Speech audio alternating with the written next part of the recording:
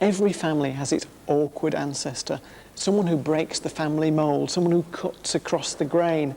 Sarah Apps's great-uncle Claughton went against type by becoming a painter. He also went against orders by refusing to fight in the First World War. Claughton Pellew was locked up for being a pacifist. To find out what he went through, his great-niece Sarah gets a taste of the way conches were treated. Remember what I told you, you do not use your stool to stand and look out of that window.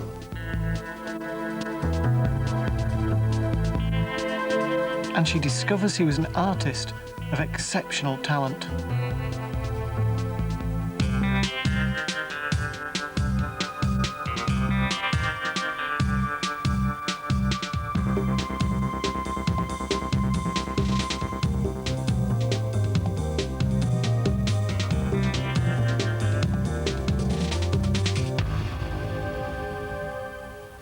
History now sees the First World War as the loss of thousands of young lives, often for very little gain.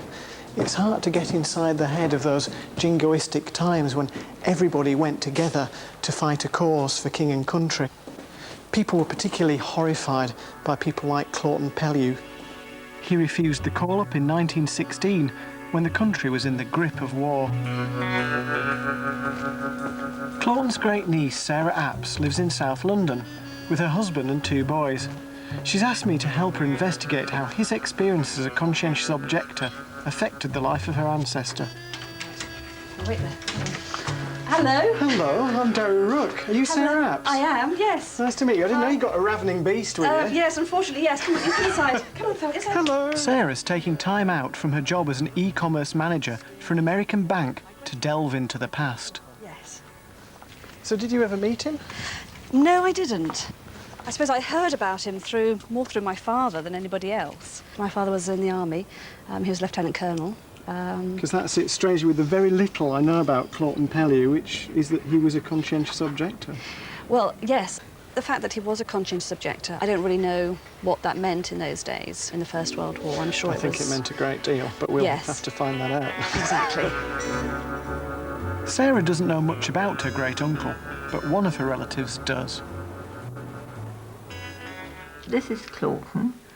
Rather unsuitable gear. You're wearing a double-breasted outfit. Claughton's niece, Anne Tennant, has an invaluable collection of his photographs and his letters from prison. What is all this slaughter for? Men did not act as brutally before the war began. These letters mean a lot, but Anne's agreed I can use them on my journey with Sarah. First, I want to take Sarah to the Imperial War Museum to understand the atmosphere in the build-up to war. Andrew Lambert is a military historian at King's College London. The remarkable propaganda reels in the museum film archive give a strong sense of the mood of the time. This date's from 1914 and it's showing the run-up to war. How did people react to war breaking out? Were they horrified? No, the very opposite. After 40 years of national education and 30 years of a yellow press, the tabloid press of the day, most people were wildly jingoistic, nationalistic, and only too enthusiastic for attacking all things foreign. It's a great sense of commitment to king, country, empire, all those things that everybody in the country had been brought up and educated and persuaded were the right things. Kitchener's urgent call for recruits. You can almost hear this spoken in a very clipped English accent, can't you? At the outbreak of war, Britain had a tiny army, but within the first 6 months, nearly 2 million men had volunteered. So at the beginning, I mean, sort of, if I was a boy of 17, I would feel, you know, for a few months I could go and prove, get a name for my family almost. 2 years into the war, the sheer number of soldiers killed meant the army had run out of volunteers. In March 1916, the government introduced conscription. For pacifists like Claughton, conscription meant direct and personal conflict with the state. Back in 1907, Claughton was embarking on a career as an artist. For a young man from a straight-laced Edwardian family, coming here to the Slade School of Fine Art in central London was a radical move.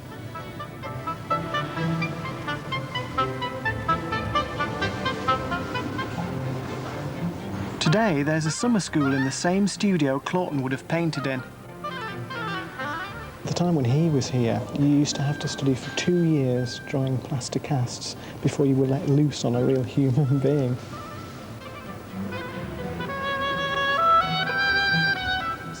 Ronald Blythe has written about Claughton's circle at the Slade, some of whom he knew in later life. They worshipped painting and art. They just wanted to be good artists. It was very exciting for them. They'd escaped really from rather sort of hidebound backgrounds. And they were very, very almost religious about working hard. They walked about all the time looking at landscape and talking about it to each other and how they might sort of paint it. They all had this cult of the English countryside, which was almost their faith.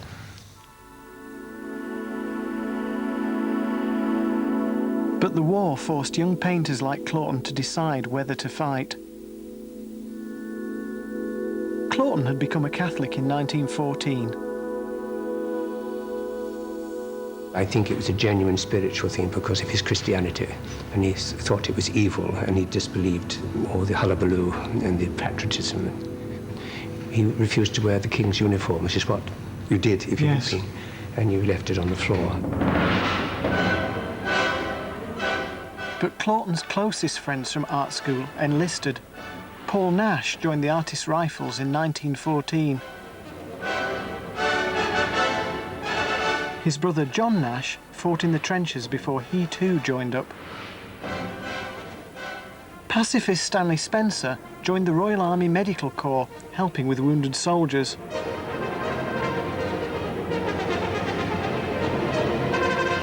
Christopher Nevinson was also a pacifist. He joined the Propaganda Bureau, but regretted it. He said, "My message will have a bitter truth and may it burn their lousy souls." We're standing here surrounded by all these names. I know. All these people who died in the First World War. In that context, do you think Claughton was a coward? I don't think he was a coward as such. If you believe something so strongly that you're prepared to sort of go against everything everybody else is doing, that makes you very brave in another way. I mean, if you know you're going to be used as cannon fodder, are you able to sort of say, well, no, actually, I don't want to be that. I've got something better I can be doing. And maybe that's what Claughton thought he had. Well, I suppose it's remembering the bravery of all these people who actually, knowing often that they were going to die, they weren't ever going to come back, went all the same because they too had that vision which was their own country and that need to serve. And his name isn't there. Yeah, no, that's right. We must go now to... So, how would you feel as a mother? Where would you have been on this one? Well, coming from an army background, I mean, my sons, I have to admit, I wouldn't want them to go to war. I mean, I really wouldn't. But I would probably feel that, you know, it was their duty. I do suppose that's probably what I would feel. But I'd hate to send them to war. Because you'll be sending them to war in 1916, at this point, knowing that they possibly weren't going to come back. Men who refused to fight were summoned before a board of local worthies. At Woolwich Town Hall in South London, I've arranged to meet pacifism researcher Bill Hetherington. He can take us through what happened at Claughton's tribunal. Bill, can I ask you to sit there in that chair? Because what I'd like to do is sort of start and people this room so we can get a better idea of what it was like in action. Where would the person who was standing there before the crowd be? Would they be out there in the middle I think of the one hall? can imagine that little table with a chair in front of it, so he'd be facing... I think, Sarah, the only way you're going to get into the proper spirit of this is if you go over there and sit down. So I'm going to come with you. I'm going to be the clerk and sit at the side, and I'll be your friend for the time being. So you immediately get this sense of power, don't you? Because the whole building is designed to make you feel small and the person up there feel very, very important indeed. State precisely on what grounds you base your objection to combatant service. I don't believe that fighting in a battle, fighting other men, actually achieves any peace. Are you a member of a religious body or any other body, one of whose principles is objection to all forms of military service? Well, I think, was he a member of the Assisi? I mean, did he convert to... He converted to Catholicism and followed the rule of St. Francis of Assisi. So I'm not sure... You don't St. Francis of Assisi with a machine gun, do you? Exactly, So. I think of him more with animals. So, Yes. yes, I mean, in that basis, that is what I would follow. Do you believe that the blood of Christ cleanses us from all sin? And this is a real tricky one. The blood of Christ cleanses us from all sin. Well, you know, I take communion, so in that form, yes. Well, that's And enough. then Okay. you're done for. I'm done for, am I? You're done Oh, for. God. Then would you not be forgiven if you took part in this war? Ah, so every sin, no matter how bad, how Yes. awful. Christ can forgive every sin. So by saying that you thought that, that's it. You can go out there and kill anybody you like. Here in front of us. It seems Claughton was more convincing than Sarah. He was given a certificate of exemption, but there was a catch. Claughton Pellew, aged 25, occupation artist, is exempted from provisions of the Military Service Act 1916. The exemption is from combatant service, but not from non-combatant service. So What the this heck is... does that mean? Is that contradictory? What it meant was that you didn't have to carry a weapon, you weren't trained in the use of weapons, and you were not expected to do weapons drill. But in all other respects, you were as like any other soldier. And the signature on the back. This would put Claughton in the firing line with the fighting men. He refused. He ignored his call-up papers and was now absent without leave. Then I was taken into the court before the magistrate, a pompous and important individual. After some questions where I had to answer from the dock between two policemen, I was taken downstairs to the cells to await the arrival of my escort. The food was terribly bad and scarce. I had nothing to sleep on except boards, and the blankets were alive with bugs, so that I had no covering at night. I did not sleep for 2 whole days, but walked the cell continually. One moment I was happy, another in despair, my first experience of the slow death called solitary confinement. For 3 nights they stripped me naked, ran me up and down the room and beat my body with wet towels knotted. I can honestly say that during that time I felt happier than any other moment during the next 4 months. Happier? Happier? In the next 4 months it's got Yes, worse. yes. Each blow I received, I took in the name of Jesus for my past sins, and I felt able to stand against them all. I've now got a much better idea of just how awful it must have been to be a conscientious objector locked up in prison, and I'm starting to wonder how Sarah would cope with life behind bars. Claughton and his fellow pacifists began a cat-and-mouse game. When they were released from prison, they were immediately arrested again, court-martialed for refusing orders, and sent straight back to prison. Claughton's longest stretch was at Dartmoor. Sarah's actually agreed to spend a night in prison. And I've got 1 or 2 things that should help to make her experience as real as possible. I've got a book here, which was written by Hubert Peat, 112 Days Hard Labour, which gives all the really gruesome detail of what it really was like to be in prison. Interesting. Right, as you can see, It's quite cosy. it's not very spacious or commodious. And on the table here, for you to enjoy, we have a slate and some chalk, so you can write any messages or anything. The smell is a bit of carbolic-y soap. But the first thing you have to do before you get into your pallet bedstead with its thin... Springs. No springs, I'm afraid. I want you to put on your uniform. Thank So you. I'm going to leave you in here now. What will Sarah make of just 24 hours in a cell? Claughton spent 2 years in prison. Next morning at the crack of dawn, I'm joined at the gate by prison officer Brian Craven. Oh, thank you.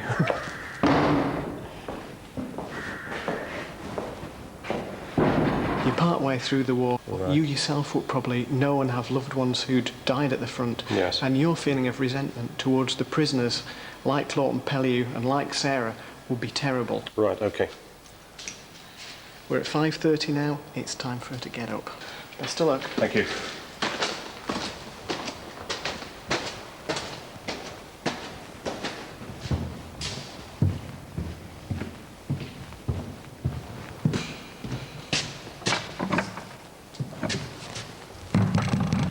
"5:30, come on, out of bed. Up you get, mattress against the wall. Yes, sir. Quickly. Now, according to Hubert Peat's book, breakfast wasn't the most appetising thing in the world. Here we are, prison diet. After they'd been here a while, they were entitled to a pint of gruel and 8 ounces of bread. And gruel is a mixture of pearl barley and water.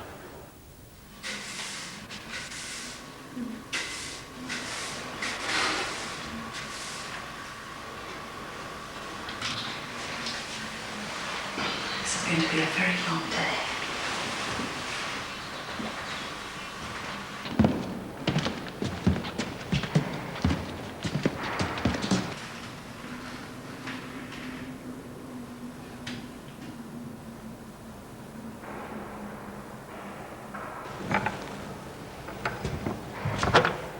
Here's your breakfast. Well, when I walked past earlier, you were standing on that stool looking out of the window, weren't you? Yes. Weren't you? Yes. What did I tell you about that stool? It's to be sat upon. It's for sitting on. Now, if you use it for anything else, you'll have plenty of time to stand up because I'll take it away.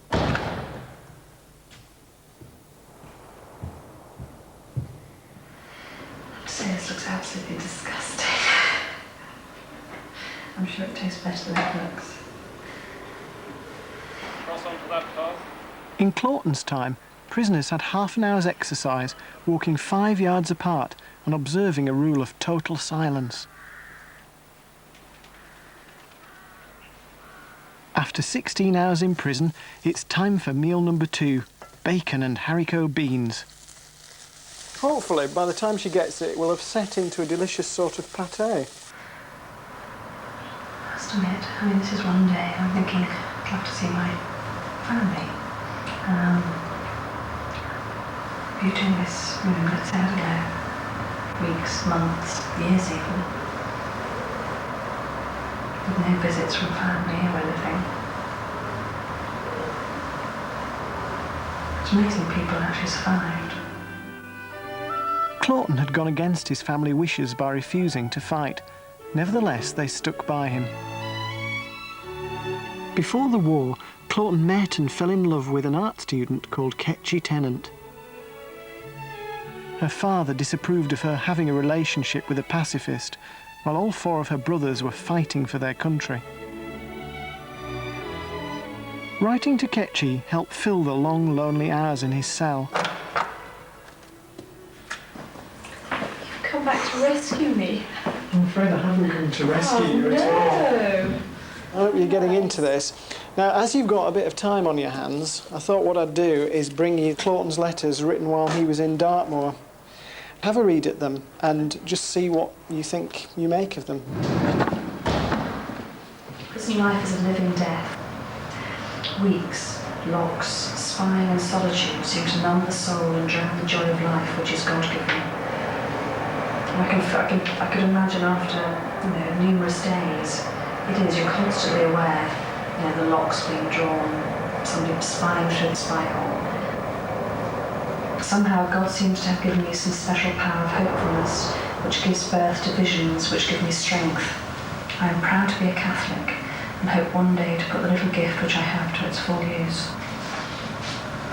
Ian saying, I am so very full of hope for the future. Prison has made me love life more than ever.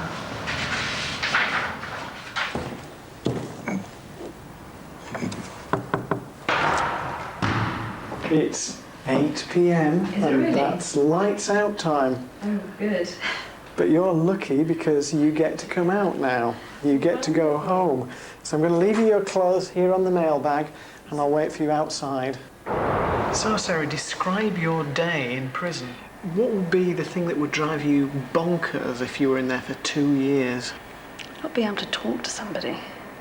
I mean, you know, not getting that humour. I mean, when I tried to get a response from my jailer, so to speak, you know, it's being totally sort of shut off. You're not a person. You're not allowed to have thoughts and feelings. And that must be, I think, that probably the hardest thing is not to be able to express what you're feeling. Or I suppose you could start talking to yourself and you could turn slowly mad. I mean, 2 years of that, I think I'd be round the bend. Come on, let's get out of here. Please. Claughton was released in November 1918. Within a year, he married Ketchy Tennant, by now an artist in her own right. They moved to the remote Norfolk countryside. They were both dedicated to art, expressing their love of the landscape in etchings, woodcuts and watercolours. In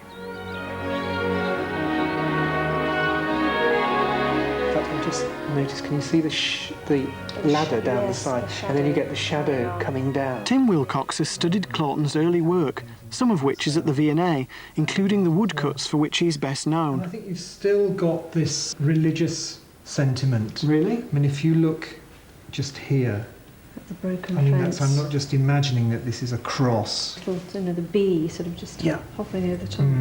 His feelings seem to have been that nature was a way of understanding God. I hadn't noticed that, but you're right. Yeah. They're amazingly intricate.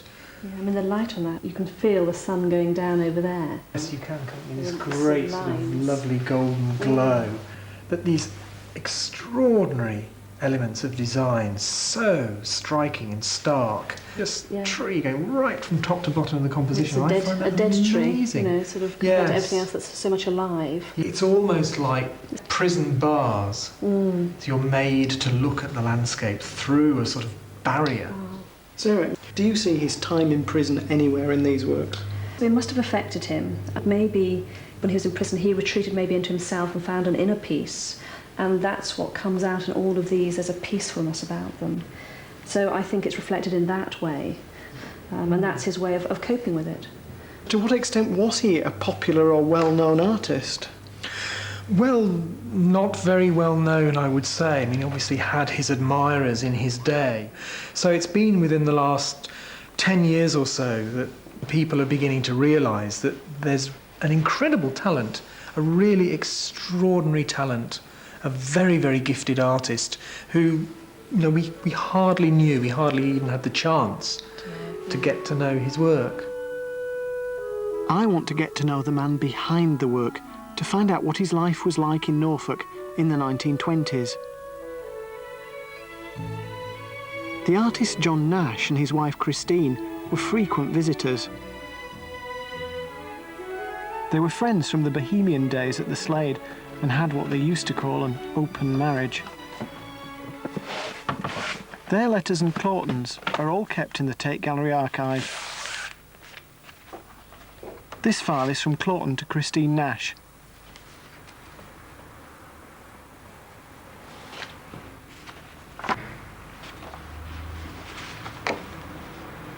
They are intensely personal. It's quite shocking to be reading them because it's an insight in someone's private life that you don't often get in a public record office. It's quite daunting to go on. Really, what we've got is an account of his passion for Christine Nash. I ask you not to think of me as one of those who take, enjoy and forget. That taking is part of my creed and a unifying of the whole. I love you, I look up to you, believing that you are too good to be selfish with. He is writing in a tortured, intense way that's reflected by the handwriting from letter to letter.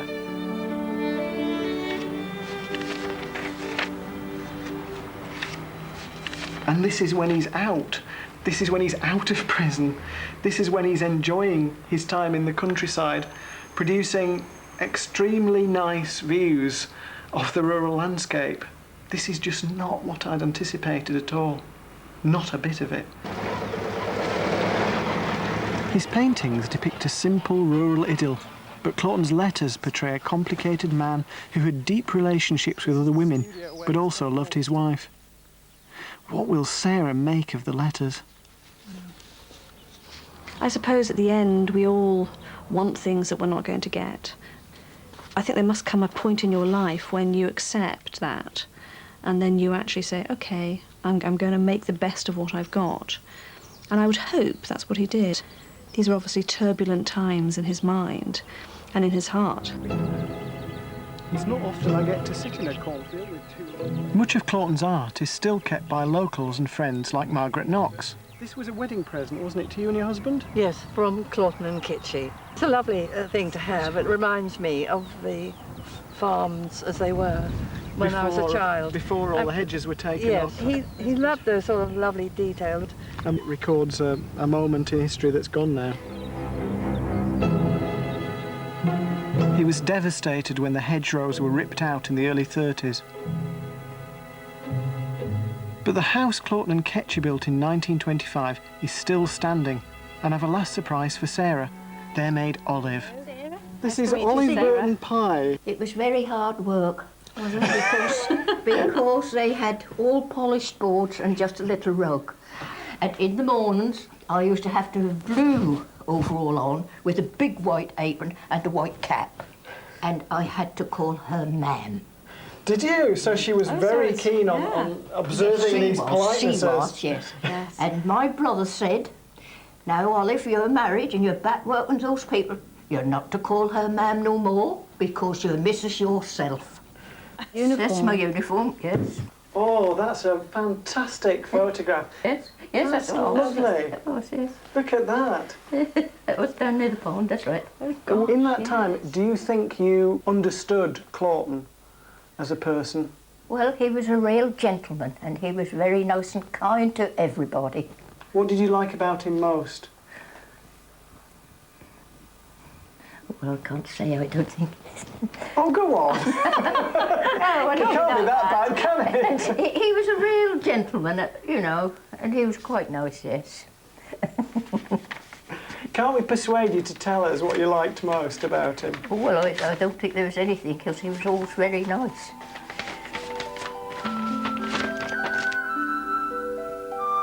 Despite the turmoil of the early years of their marriage, Claughton and Kitchie lived together in Norfolk until their deaths in the 1960s. They had no children of their own, but adopted Kitchie's orphan niece Anne.